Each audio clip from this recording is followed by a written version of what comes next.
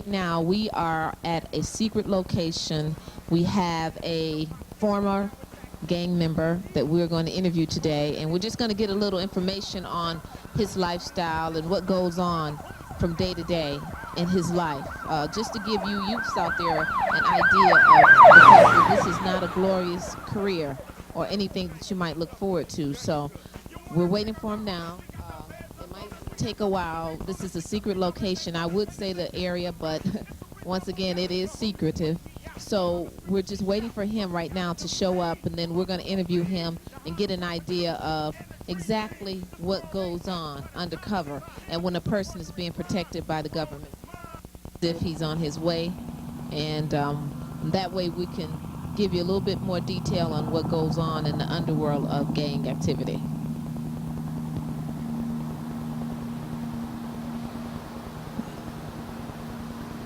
A very intimidating situation here, because you never know who might show up around here. So here he is right now. He's on his way. So we're going to find out a little bit about this gentleman and see if we can talk to him. How are you today?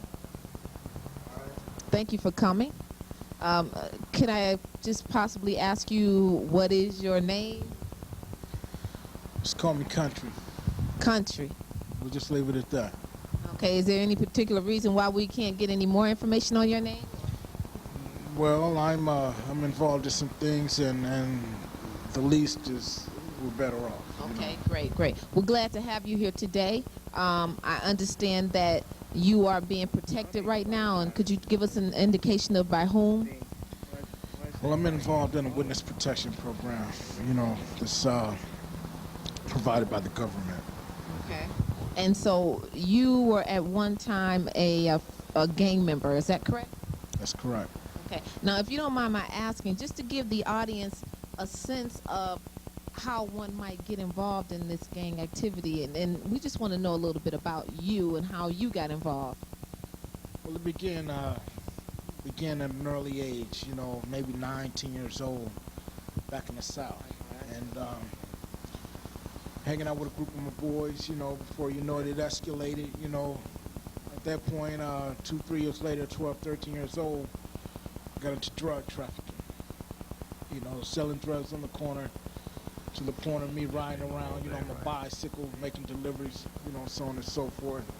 Got to a point where it got bad in the home, you know, my parents shipped me up north, California, to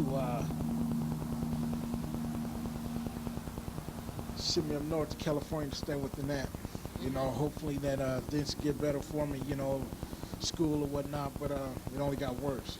Okay, now you spoke of your parents. I think it's real important that the people out there understand that it's not all the parents' fault, because I understand you had a somewhat good background. Is that correct? That's correct. Father, he's a doctor. My mother, she's a psychiatrist. You know, and anything we ever wanted, anything we could ever ask for in a mother and father, I had in my parents. Well, what do you think went wrong? Why did you take to this kind of lifestyle if you had all these things from your parents? See, because a lot of people have this concept that it's all the parents. It's the parents not doing this and doing that. But you're telling me something different. What do you think went wrong? What do you think led you to that? Because you had a good upbringing, right? And you said the father was a doctor and this whole thing. What do you think led you out into this lifestyle? The money, gang banging, could start from a little fight in school. Next thing you know, you get a good feeling about whooping ass, and it just escalated. Next thing you know, well, I'm not gonna say which gang I'm from, but I was representing, and but it just went from there. You know, 13, 14 years old, you know, I remember selling my first rock. You know, to make $60, you know, that quick, you know, $6 piece of rock. I mean, I just got carried away with it. Your first what? Rock cocaine. Rock cocaine. Okay. Okay, great. As far as information goes, for them to pull you, why did they pull you and not somebody else? Well, you said I must be a very valuable individual. You're correct about that. Very. Okay. And so this took off 15 years, did you say? 15 years. what kind of information did you have that would actually knock off 15 years? He was honest, straightforward with us, gave us all the information we needed. And as long as he was able to cooperate with us, we were able to work the deal out with him. Oh, I see. I got you. Now, did you have other people that you could have pulled as well, but you chose him? I thought he was the prime candidate to start this new program with. Great. Well, listen, thank you all for coming. As I said earlier, we really appreciate everything. And we're in a very unpredictable environment here. And we know that you're constantly being watched, and we appreciate you sacrificing that. Woman.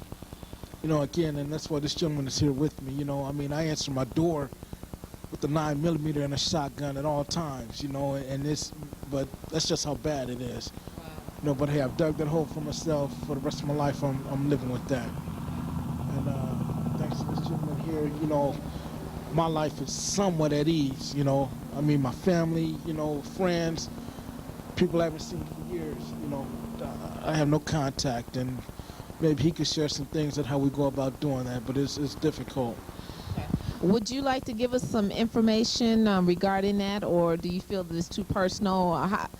You know, because I've never actually spoke to a person who had this kind of protection. Are you with him 24 hours a day, or is it like every now and then, or when he goes out? How does that work? He coordinates with me where he's going to be going out, and if I can't accommodate being with him, I have an assistant go out with him.